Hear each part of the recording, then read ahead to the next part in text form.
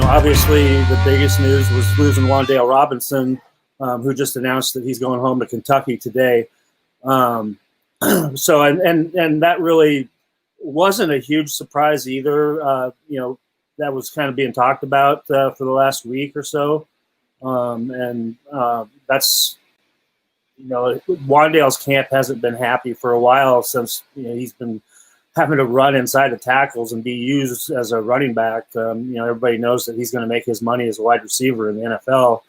And, kind of just like Rondale Moore from Purdue, same kind of guy. So, losing Wandale, that's 2 years in a row you've lost your top wide receiver to the transfer portal. J.D. Spielman leaving for TCU a year before.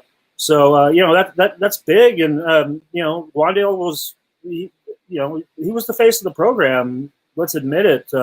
He was the guy that the coaching staff picked out to help introduce the new practice complex that they're building here. He's the guy that was featured in a lot of the recruiting hype videos that they were putting out.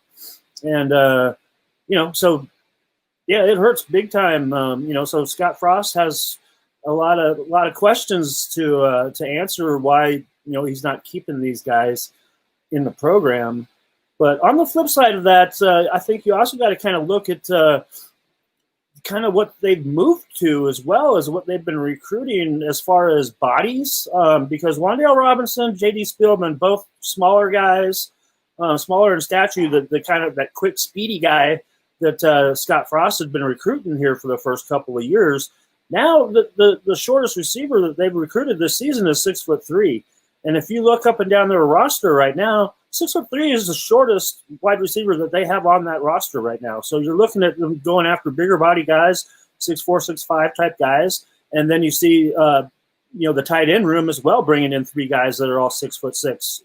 So, you're looking at them kind of moving their offense towards a bigger type of a body that's going to be catching the ball here and going away from what Scott Frost did at Central Florida and, at Oregon when they had some of those smaller, speedy type guys. So I think you're seeing a little bit of a shift in offensive philosophies going on right now on trying to figure out how to win ball games in the Big Ten moving forward. Yeah, Wandale, I believe, listed at about 5'8", 170. Yeah, he's not much range. Yep. And as you mentioned right there, and we talked about it the entire season, and you led the way in the conversation in regards to how he was used, and that's how they felt they needed to use him. He still caught 51 passes in only an 8-game schedule. Yeah. My goodness, if they would have played 12 with a bowl game, he would have caught 90 passes. But they used him on the ground, and they still 5.2 yards per carry, ran for about 250 yards after about 350 last year. So, and you mentioned he was always for a guy that's probably looking out for his future, as you outlined, and going to somewhere where he can make his money eventually on the outside. He was a willing runner inside. Oh, that's the kind of guy he is, the kind of football player he is. He'll do whatever you ask him to do. He's not going to tell you no. He loves to play football. He loves the game. And, unfortunately, Nebraska had to use him as a running back out of necessity, losing Dedrick Mills for a lot of the season. And then you saw what Dedrick Mills could do when he came back healthy. Talking about another guy that's moving on to the NFL is Dedrick Mills. But, yeah, Wandale, and you saw every time that Wandale had to carry the ball, 20 times a game around there, he got banged up pretty good. And he'd get hurt and miss some games after that. So he was always a guy that was willing to put his body on the line. He played his guts out for Nebraska. He really did. And hats off to him for taking that kind of punishment and coming back for more.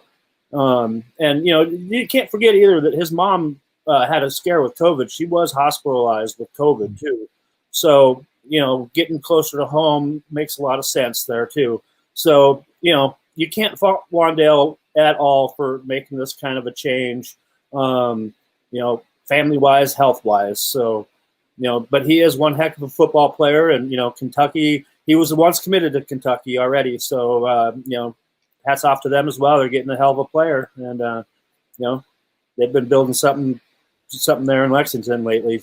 So, I don't know if I'm imagining this, but every time I look in the transfer portal and I kind of scan through the names, it seems like when somebody makes, like a lot of these guys are making that transfer decision, that if you go back into their recruitment file, they're going a little bit closer home, and they're going to a school that was maybe a final 2 or 3 selection originally, that they're very familiar with and almost made that decision originally.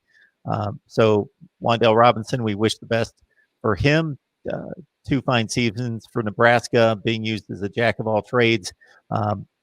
Arguably the top all-purpose back coming out of high school, a top 100 player, in that 2019 class.